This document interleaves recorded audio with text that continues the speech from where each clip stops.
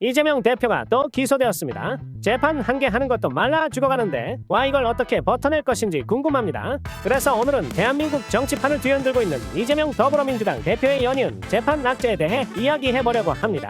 이 정도면 법원에 출근 도장을 찍어야 할 판인데요. 왜 이렇게 검찰이 집요하게 이 대표를 수사하는 건지, 그리고 이러한 상황이 더불어민주당에 어떤 영향을 끼칠지 함께 살펴보겠습니다. 도대체 무슨 일이 벌어지고 있는 걸까?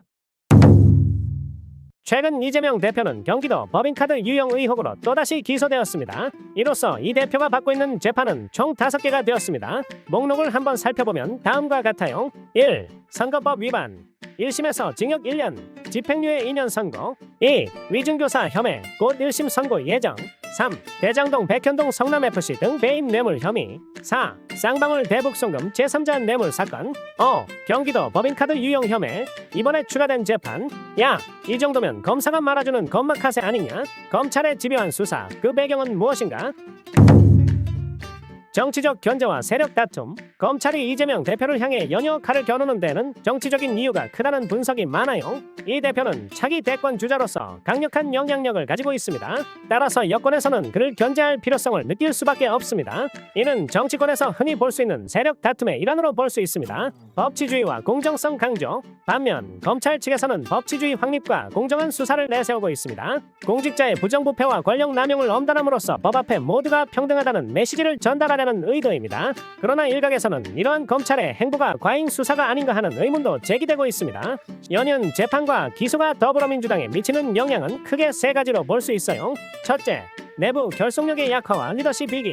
이재명 대표의 연이은 재판은 당내에서 리더십에 대한 의문을 불러일으킬 수 있습니다. 당 대표가 재판에 휘말리면 당의 방향성과 정책 추진력에 차질이 생길 수밖에 없습니다. 이는 내부 결속력을 약화시키고 차기 지도부에 대한 논쟁을 촉발시킬 수 있습니다. 둘째, 대중 신뢰도 하락과 지지율 감소. 부정적인 뉴스가 계속해서 보도되면 국민들의 신뢰도 하락은 불가피합니다. 이는 더불어민주당 전체의 이미지 손상으로 이어져 지지율 감소로 나타날 수 있습니다. 특히 중도층의 이탈이 가속화될 수 있어 향후 선거에도 부정적인 영향을 미칠 것입니다.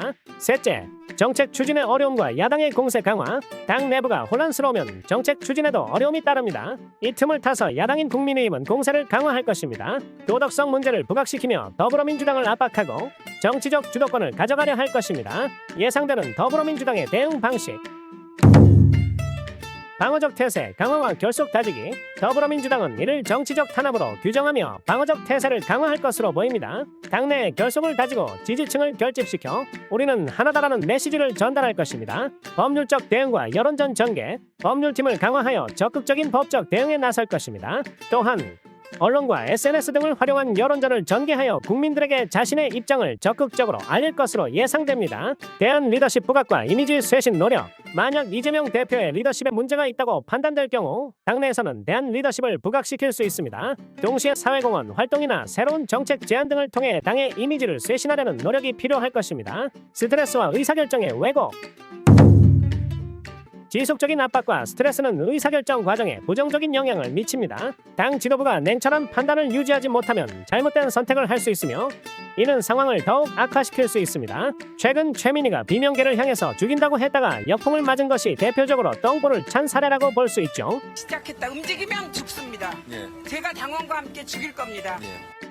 대한민국 정치 지형의 변화. 여야 대립의 격화와 정치적 양극화. 이재명 대표의 재판은 대한민국의 정치적 양극화를 더욱 심화시킬 수 있습니다. 여야 간의 대립이 격화되면 정책 경쟁보다는 네거티브 공방에 치중하게 되고 이는 국민들의 정치에 대한 실망감을 키울 수 있습니다. 법리적인 쟁점과 이재명 대표의 향후 전망. 업무상 배임 혐의의 법적 쟁점. 이재명 대표가 받고 있는 업무상 배임 혐의는 공무원의 지위를 이용해 사적 이익을 취했는지가 핵심입니다. 법인카드 유용과 관용차 사적 사용 등이 이에 해당하며 법원은 이를 어떻게 판단할지 주목됩니다. 위증교사 혐의와 선거법 위반 재판의 영향. 곧 선고될 위증교사 혐의 재판과 이미 1심 판결이 나온 선거법 위반 재판은 이 대표의 법적 지위를 크게 좌우할 것입니다. 만약 유죄 판결이 확정되면 공직선거법상 비선거권 제한으로 정치 활동에 큰 제약이 생깁니다. 결론, 대한민국 정치의 미래는 이재명 대표의 연이은 재판 낙제는 대한민국 정치권 전체에 큰 파장을 일으키고 있습니다. 더불어민주당은 이 위기를 어떻게 극복할 것이며 국민의힘은 이를 어떻게 활용할 것인지가 향후 정치권의 중요한 변수로 작용할 것입니다. 검사가 어? 수사권 가지고 보복하면 그게 깡패지, 그게 검사입니까? 야이씨 너네 깡패냐? 곶감 내어먹듯 특활비 꾸역꾸역 챙겨가고 미어캣처럼 눈치 살살 봐가면서 수사하지 말고 이재명 사건만 열심히 하지 말고 범죄자들도 싸그리 잡아쳐 넣어라. 그것이 국민의 뜻이다.